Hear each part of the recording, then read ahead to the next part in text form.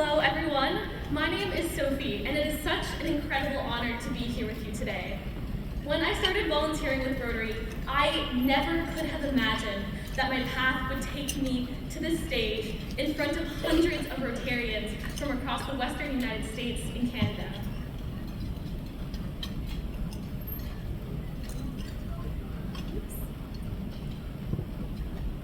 This is one of the earliest pictures of me volunteering at a Rotary event that I could find in my photo archive. When I look at this picture, there are many thoughts that flood to the front of my mind as I put myself back in that time. I remember the utter joy I felt while drizzling that raspberry sauce on those brownies, and I remember how desperately I wanted to be allowed to eat one of them. But when I shift back to the present, I also realize how little I knew back then, how much I wish I would have known, how I could have made different choices if I was aware of the opportunities that I had and the opportunities I could have created. I really had no good reason to be uneducated about Rotary though, because a few weeks after I learned that I would be speaking to all of you today, I received this kind email from my grandfather who's sitting in the audience with us today. In this email, he enumerated my family's history within this organization, from my mother, who was a Rotary Youth Exchange student, to my grandfather, who's a Rotarian and past president of the Monarch Beach Sunrise Rotary Club, to my grandmother's father, who is a member of the Rotary Club in Upland, California, to even my father's father, who's a Rotarian in Norway. And all of this to say is not to say that I'm somehow special because of my lengthy family history in this organization. It's to say that I should have known, or at least I wish I would have known, a lot more than I did when I first joined. But what do I wish I would have known? What would I tell myself if I could go back almost 10 years and speak to that young and naive girl? To understand that, we have to start at the beginning of my Rotary journey, when I first joined the in-track club at my high school. A few years after that first picture, I joined the Dana Hills In-Track Club and really connected with the motto of Rotary, of service above self. I loved volunteering, and this event where we would serve Thanksgiving dinner to senior citizens in our community was one of my absolute favorites. Sometimes, however, our motto felt a bit ironic.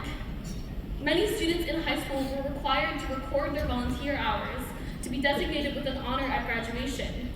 And it was not uncommon to hear a student say, "I'm just volunteering so I look good to colleges when I apply." I heard these types of conversations mostly from my fellow students, but sometimes I heard them from the adults around me as well.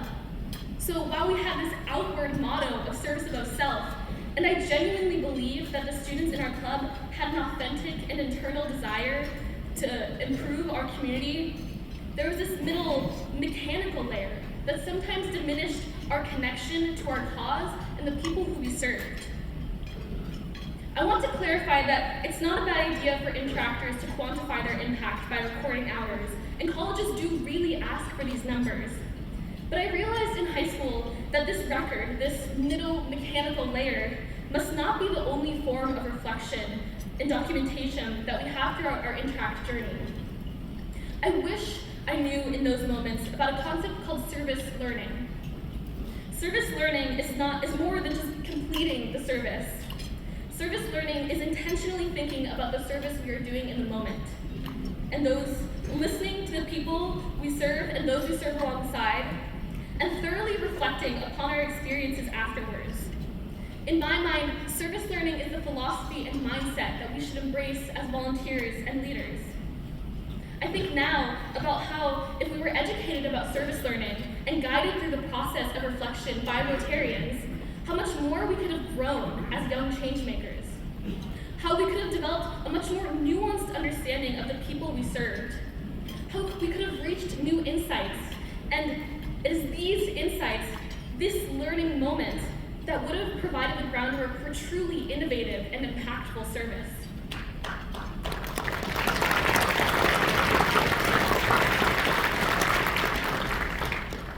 Entering my sophomore year, I learned for the first time about the district. Excited at the opportunity to meet interactors, to be a part of a larger community of young people dedicated to service, I was truly disappointed to see that the District 5320 Interact Committee was struggling. With only a few members and a feeling that the committee would only continue to decline after COVID, our district's Interact Committee was far from thriving. And I was so upset that the opportunity to connect with young changemakers and expand our impact was wasted. I stayed involved with the district though, maintaining a small internal hope that maybe one day I would have the opportunity to change this. And that day came when I had my opportunity. In my senior year as the now Interact governor of District 5320, the committee's size and strength had largely not changed since I learned of the committee 2 years beforehand. This, in fact, was the entire committee. Just me and the assistant governor, Emma. But we had a fantastic team of Rotarians behind us, mentoring us, who not only believed that we had the capability to grow the committee into what we dreamed it could be, but who also had the commitment of hours and hours to put in their time to help us be successful. Around the same time, between my junior and senior year of high school, I learned about Rotary's 7 areas of focus, and I was shocked. Why had I never learned about these aims before? I joined Rotary because I wanted to work towards a better world, and these were the main ways that Rotary was working towards a better world. And these areas of focus were hardly, if at all, integrated into Interact. I thought about how much I would have loved to learn more about maternal and fetal health care and the work Rotary was doing towards decreasing infant mortality rates. I thought about how I could have used the areas of focus to guide my service. How I would have loved to work alongside other interactors to find ways we could plan and execute projects in these areas of focus rather than just being handed projects by Rotarians. I wish I had more education about the goals of Rotary, and I wish that I had more autonomy to plan and execute projects. Certainly, interactors are young students and we don't have much experience, so we would need guidance from Rotarians. But imagine how much more we could learn about the critical problems we face, how much more we could grow as leaders ready to tackle these problems in innovative ways if we were granted this autonomy and education. Continuing along my journey as District Interact Governor, I worked tirelessly to transform the District Interact Committee into what I dreamed it could be. A platform to connect students, dedicated to service for increased impact, a place for inter-club collaboration and mentorship, and an opportunity for young people to learn and lead on a larger scale. Most of my ideas were not original. I was heavily inspired by District 5170 Interact and reached out to their Interact governor at the time to get advice on how we could grow our program in 5320. As District 5170's Interact is the largest district Interact committee in the world, I knew that we would not immediately grow to their scale. Analyzing 5170 and breaking down the core ideas of what made them successful, Emma and I grew our committee to about 7 members. And we planned interactor trainings where interactors could write mock cold emails to form partnerships with nonprofits. We promoted collaboration between clubs that had been around for decades and clubs that had just formed that year. And we wrote our first ever newsletter to highlight the incredible work that students were doing in our district.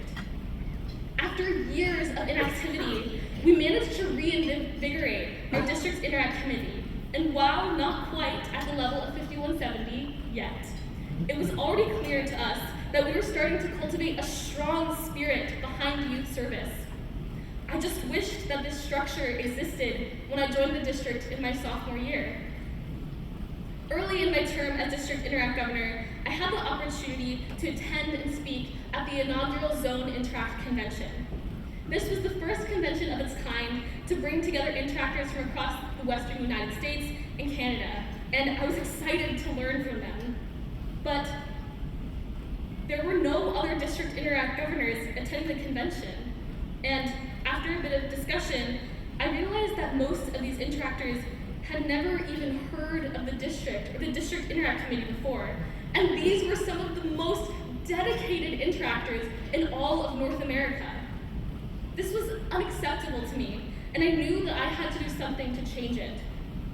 While growing my own district, I realized how few resources there were from Rotary International about district interact committees on how to create and run them successfully. So I created the District Interact Committee Guide, a living website where interactors and Rotarians alike could go to learn about the essentials they needed to start their Interact Committee and provide templates for them to create successful training resources. This website guide is live, but I'm still developing it today and recruiting interactors to help me write more blog posts and expand the functionality of our site because I realized that I cannot create this resource on my own. Even though I'm no longer a member of the District 5320 Interact Committee, I could not be more proud of what the committee has accomplished today. The committee now has over 20 members, and the large majority of whom have no prior connection to Rotary. While I had almost 70 years of Rotary blood, like my grandfather explained in that email, these students are the first in their families to join the organization. And I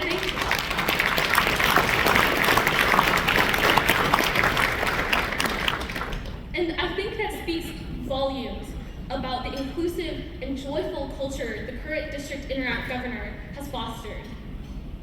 With more than 10 times the amount of team members I started with during my term, the committee is encouraging clubs to collaborate in their fundraising, which they plan to target towards an international project. While I established the structure and sparked the growth, these incredible young people are taking advantage of this larger network and proving that with collaboration, we as young people can tackle large challenges. None of this, absolutely none of this would have been possible without the Rotarians who have mentored and guided me every step of the way.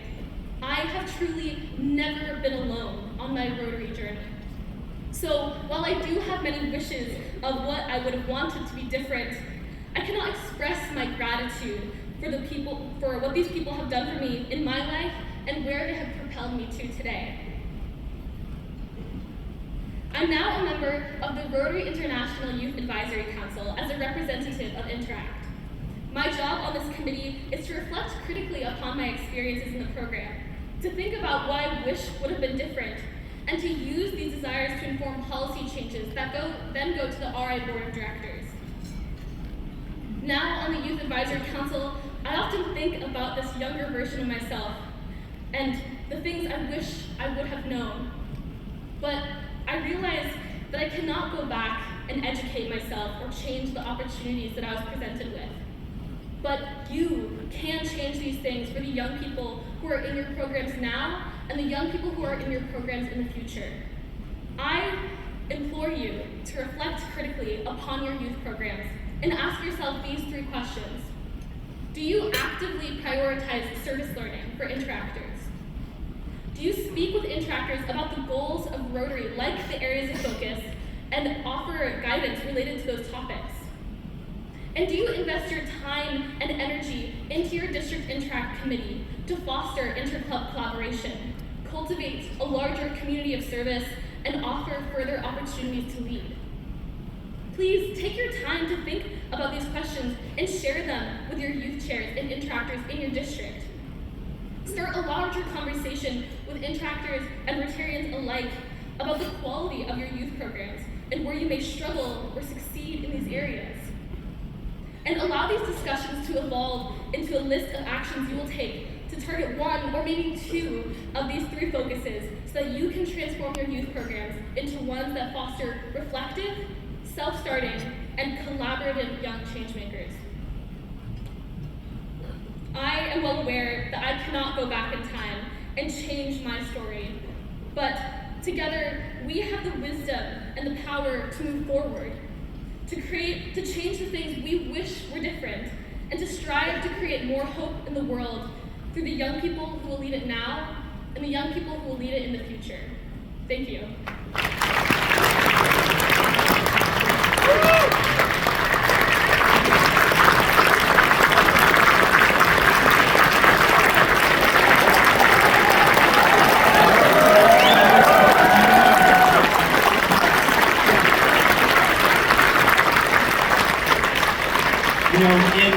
In Rotary, we talk a lot about the next generation and the future of Rotary. Well, this is the future of Rotary. And I'm so inspired by your talk, and you're such a bright light. So thank you so much for your presentation today. Let's give her another round of applause. And Sophie, as our appreciation, we're going to be giving a donation to Rotary in your honor. So thank you again for coming today. Thank you. Yeah.